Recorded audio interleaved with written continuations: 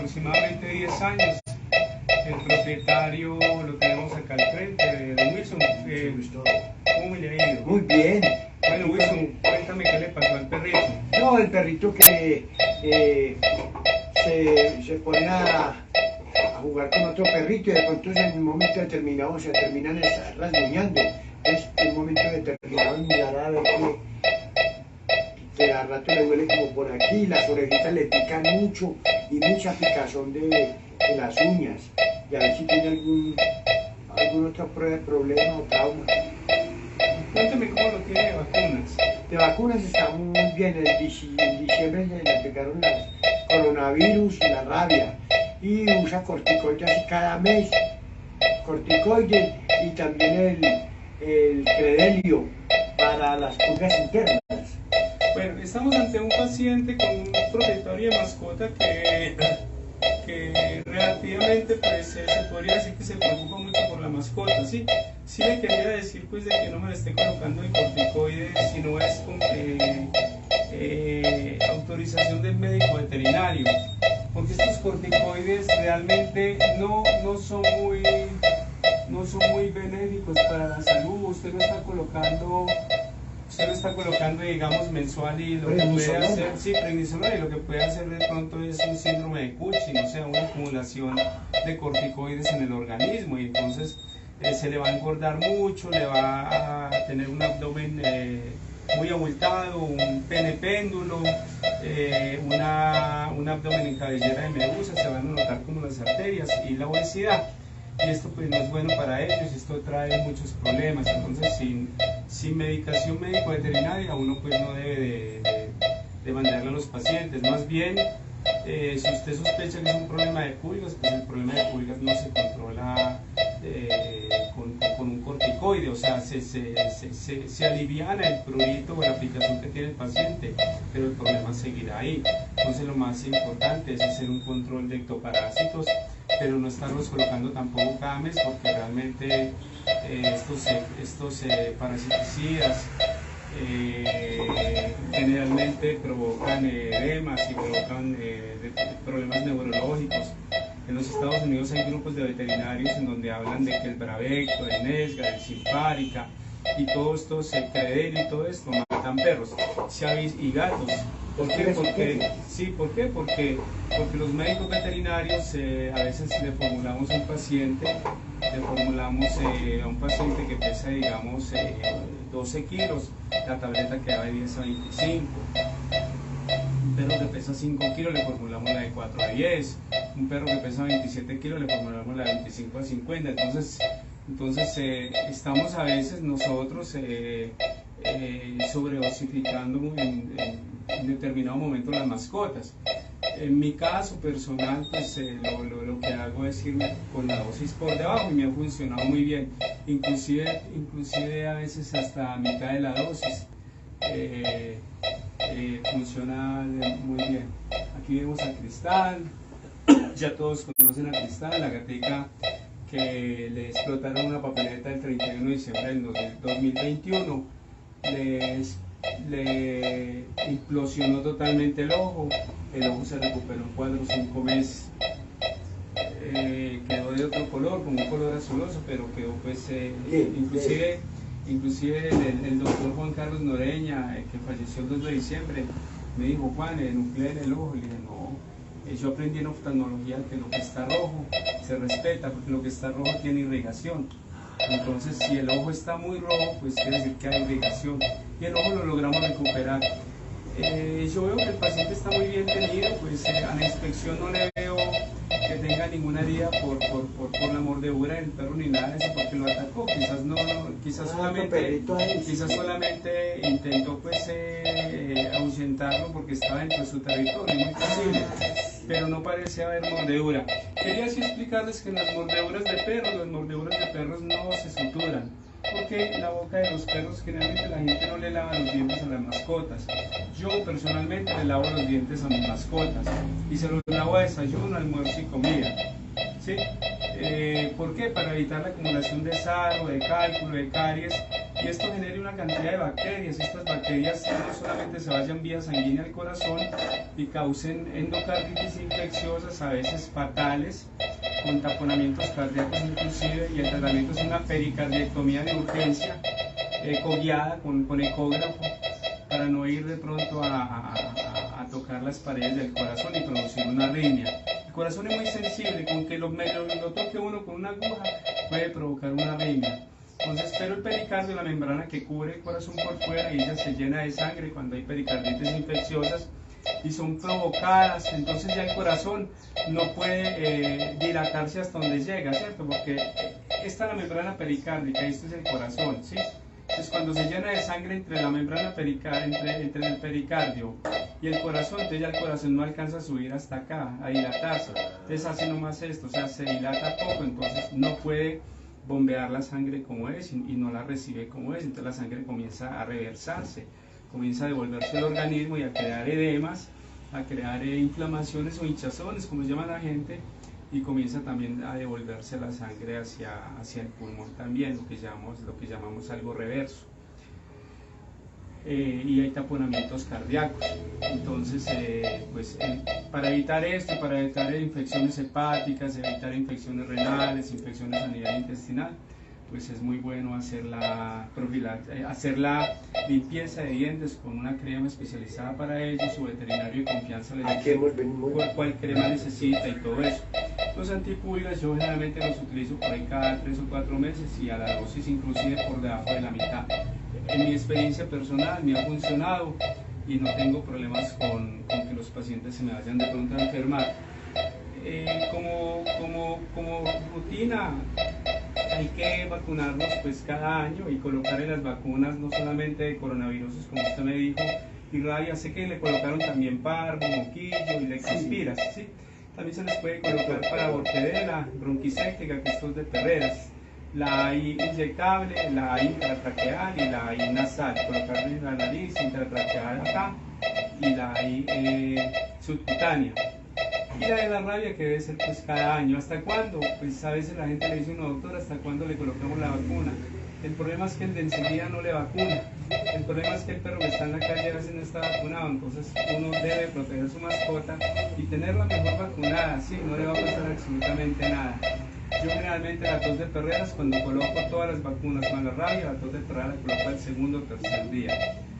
Vemos un paciente con 158 de frecuencia cardíaca, un paciente haciendo ritmo sinusal, ahí está, de pronto está, las ondas R no están equidistantes, ¿sí? Lo que yo había visto ahora es que este paciente, como no hay ondas R equidistantes, pero sí hay ondas P en todos los complejos, que es la despolarización de la aurícula, ¿sí? P antecede a QRS. QRS es un complejo que es la despolarización de los ventrículos, ¿sí? Entonces, siempre hay P en todos los complejos, P antecede a QRS, PQ es menor de 0.2 segundos, lo que indica de que el paciente no tiene ningún tipo de bloqueo, ¿sí? Pero las ondas R no están equidistantes. Como no están equidistantes, la frecuencia auriculoventricular está variando mucho. Por ejemplo, ahí están 125, 112, está variando mucho. Entonces este es un paciente que yo le recomiendo que le iniciemos unos controles por cardiología y que comencemos a medicarlo. No podemos diagnosticar trazados, o sea, yo mandarlo para la casa medicado en este momento no es conveniente, ¿sí? Él venía así desde hace un tiempo para acá, y colocarle de pronto una droga ahora para el corazón y todo eso, pues le puede contraproducir.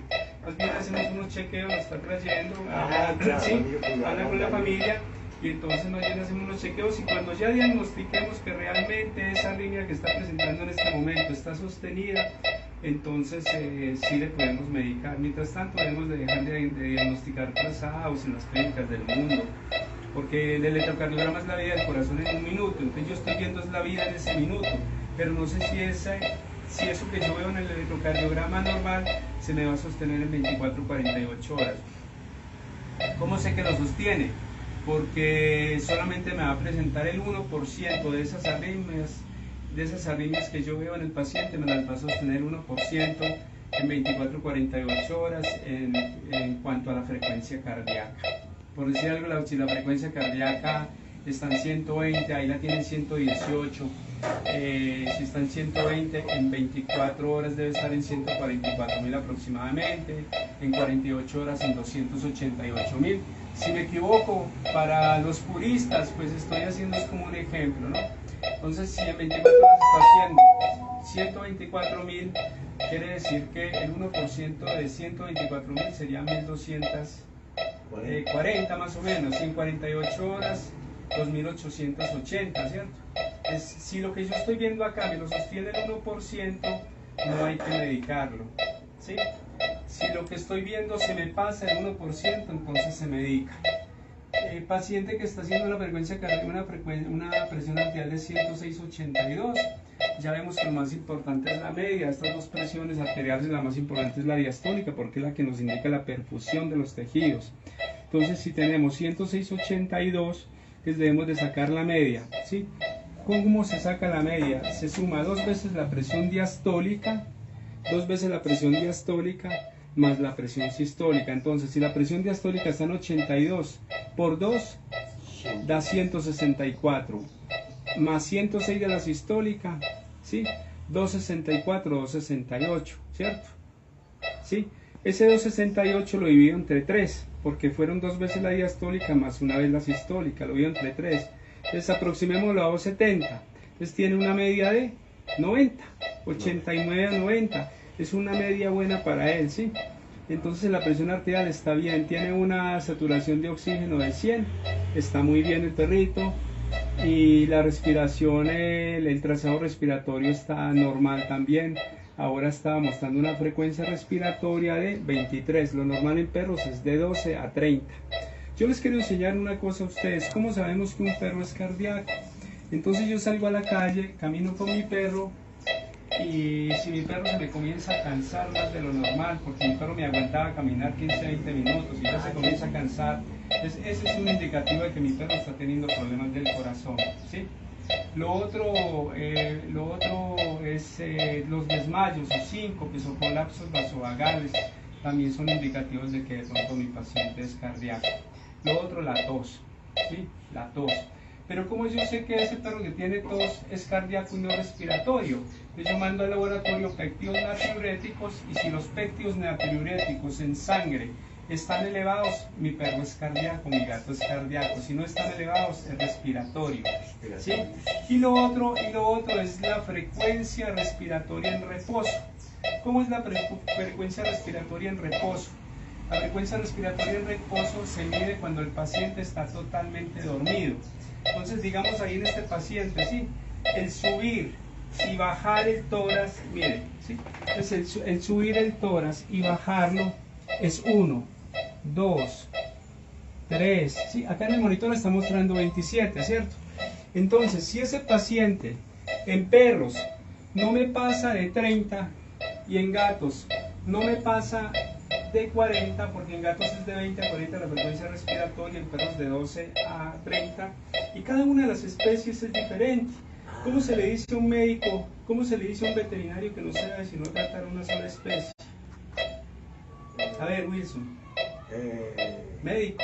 Médico. Sí. Con respeto a los médicos humanos, ¿cierto? Es un médico, no sabe, o sea, trata una sola especie. Sí, sí. Pero ese médico veterinario, pero se le dice médico veterinario porque pues trata muchas especies. Sin embargo, hay algunos médicos que no se dedican, veterinarios que no se dedican sino a perros, a gatos, pero que somos todos médicos veterinarios, ¿no? Es eso. Es algo jocoso, ¿sí? Es como una comparación, pero es algo jocoso. No estoy hablando ni más ni de los médicos ni de los médicos veterinarios. Un respeto inclusive para los médicos humanos. A ellos les debemos muchas cosas, muchas investigaciones en animales y todo eso. Pero en cada una de las especies los parámetros fisiológicos varían, las dosis de las drogas varían. Entonces, si usted sabe de elefantes, entonces en elefantes usted no los puede tratar como trata un herbívoro, como trata un equino, ¿sí? Pues no lo puede hacer, ¿sí? ¿Sí? Entonces, digamos, se me di cuenta hace muchos años, trajeron un elefante en un circo y estaba timpanizado.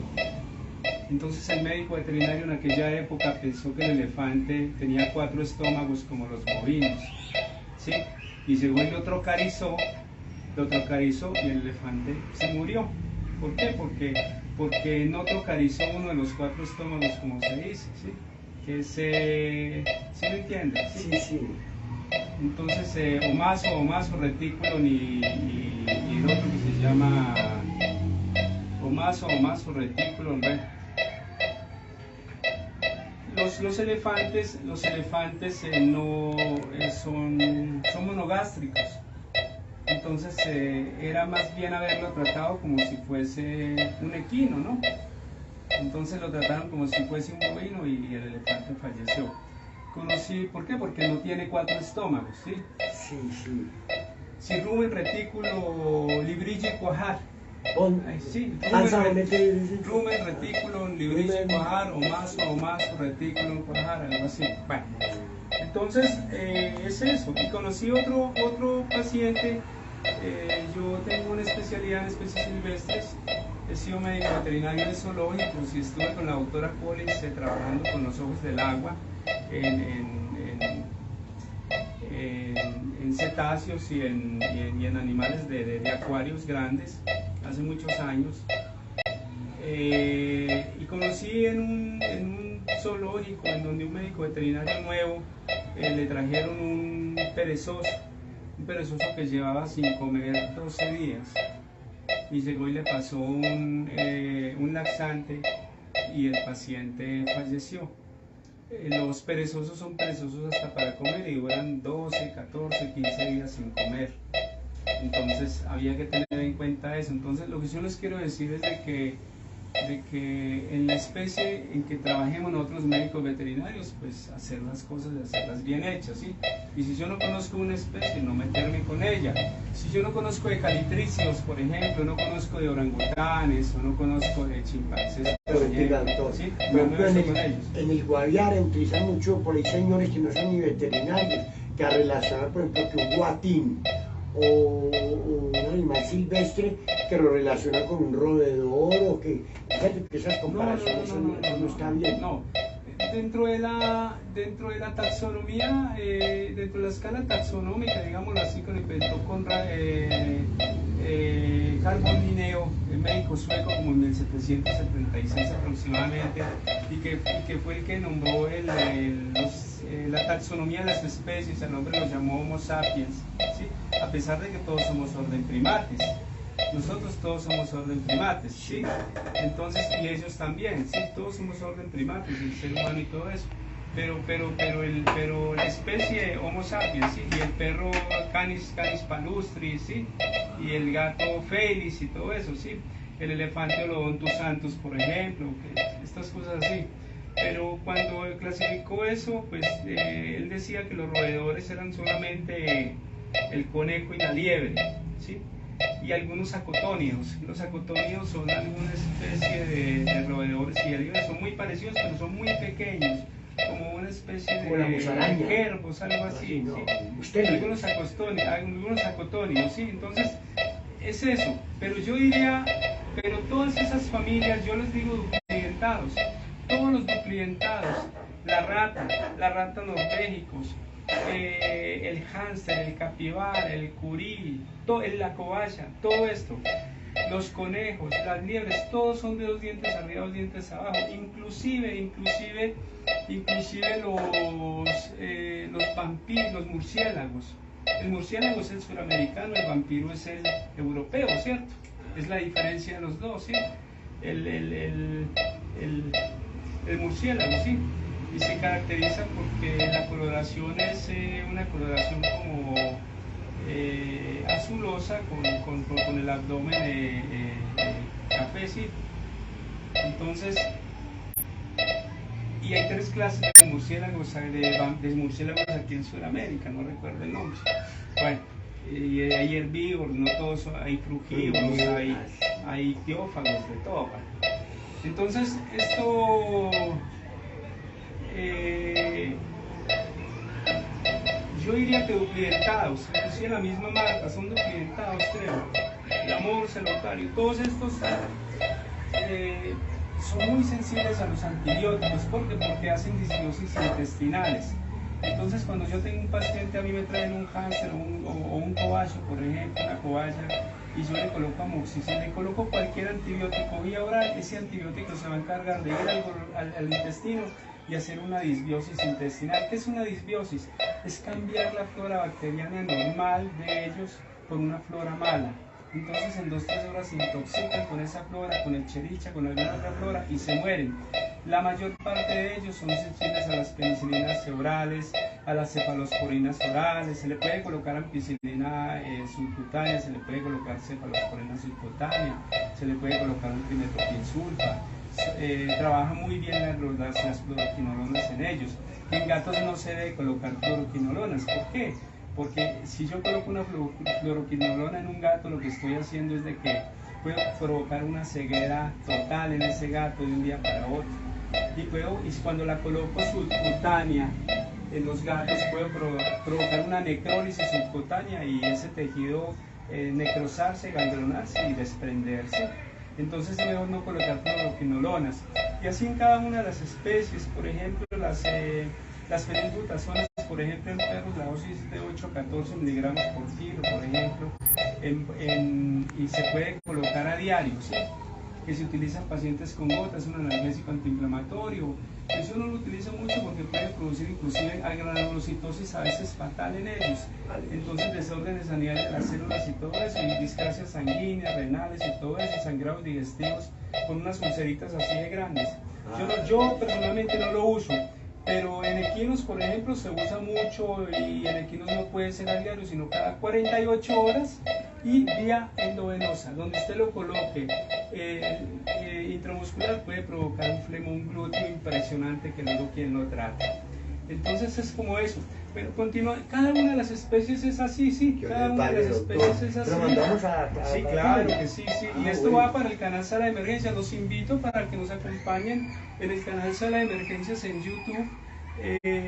Estamos transmitiendo desde la Sociedad Colombiana de Emergencias y Cuidados Críticos Veterinarios, COVES, de la cual soy el fundador. Estamos transmitiendo desde Sovía Medicina Veterinaria, que es el consultorio. Entonces los invito para que vayan a Sala de Emergencias en YouTube, activen la campana de notificaciones, compartan con sus amigos, con sus familiares, con sus colegas médicos veterinarios o médicos humanos que les gusten los animales, y den like a todos los videos para que podamos seguir haciendo este tipo de videos.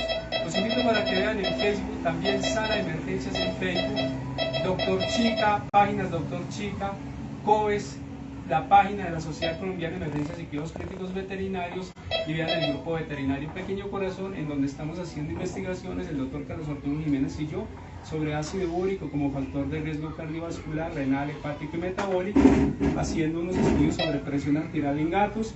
Ya se han hecho estudios en perros, en 441 perros. Hay 2 libros del doctor Carlos Arturo sobre presión arterial y pequeños animales, y es coautor del libro Enfermedades Cardiovasculares del doctor Mucha Argentino. Los invitamos para que vean en YouTube, en Sala de Emergencias, vean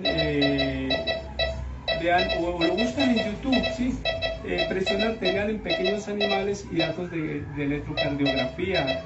Es un video hecho por nosotros junto con el doctor César Augusto López Zuluaga, y la modelo de todo fue mi perrita Sacha, y el doctor Carlos Arturo Jiménez Castro. Estamos haciendo un estudio sobre la quinta cámara cardíaca también. Estamos pues buscando a ver si podemos determinar que el seno coronario con la válvula de Tevesio es la quinta cámara cardíaca. Sería esto algo muy grande, porque desde Leonardo da Vinci en el 1400 a 1500 hasta ahí él habló de 4 cámaras cardíacas. En esa época la gente era erudita y hablaba y manejaba 14, 15 ramas de la ciencia, y Leonardo da Vinci era uno de ellos. El Renacimiento se le dice así porque fue donde se dieron los mayores progresos de la ciencia. Renació los mayores progresos de la ciencia, ¿cierto? En la época del Renacimiento. Para terminar, vemos pues aquí si había visto ahora en el electrocardiograma de que había un infradesnivel de ST. Por eso les invito para que le hagamos un examen de cardiología en un infradesnivel de ST, lo que nos indica de pronto de que hubo una isquemia, una isquemia subepicárdica a nivel cardíaco. Muchos médicos veterinarios hablan de que no hay infartos en los perros, ¿sí? Lo que pasa es que los infartos en ellos son microscópicos, no son tan grandes como en el humano, pero muchos infartos microscópicos, como son intramurales y no de pared como en el ser humano, entonces esos infartos sí generan un problema con el tiempo. El mejor corazón de todos lo tiene la cobaya, casi un 100% de circulación colateral, la cobaya. Y las aves, los mejores pulmones y riñones los tienen las aves, para que vean pues las que pueden. Estamos transmitiendo desde Salud y Vida de los Animales, mi programa de televisión que ha sido de toda la vida. Wilson lo conoció cuando yo hacía Caracol Televisión, cuando hice Tobelar en Familia, Pase la Tarde con Caracol con Alberto Piedradita Pacheco, con Ramón Mejía, que murió, Ramón de mi tierra, lo hacía con Ramón Hoyos, lo hacía con Pablo Mejía, el escritor, lo hacía con Alberto Zuloga Ramírez, que falleció ahora el 27 de febrero, cumplió un año de haber fallecido Alberto, ¿se acuerdan? Alberto, que era un barítono impresionante, Alberto, y también era de Caracol, la autora de Tres, que también falleció, y quedan vivos Jessy, y queda vivo Renan Galeano, que inclusive es primo mío de esa época. El resto todos fallecieron. No siendo más, bueno, pues muchas gracias. Queríamos hacer esto. Y muchos saben que yo soy políglota, pero sí quiero que un amigo se despida en alemán. En alemán, en Guten Tag, my friends. Meine Sprache, meine Intelligenz, man kann. Und das der Ciao, sind dann Ciao, ander der Ciao. Just a theory. Okay. Danke. Danke. Danke. Danke.